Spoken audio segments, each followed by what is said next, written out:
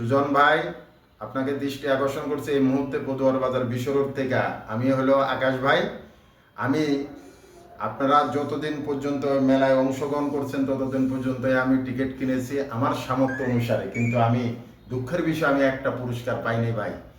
এখন ভাই দেখতেছি আপনারা ভালো ভালো পুরস্কার দিতেছেন, কি বলবো, সবাই পাইতেছে, কিন্তু আমি টিকিট এখনও কিনতেছি ভাই, একটা পুরস্কার আমি পাইনি। এখন যদি আমার এটা যদি আপনারা কর্তৃপক্ষ যদি কোনো বিবেচনা করে কোনো কিছু করা যায় তাইলে ভাই আপনাদেরকে ধন্যবাদ, আপনারা করেন আমাকে কিছু।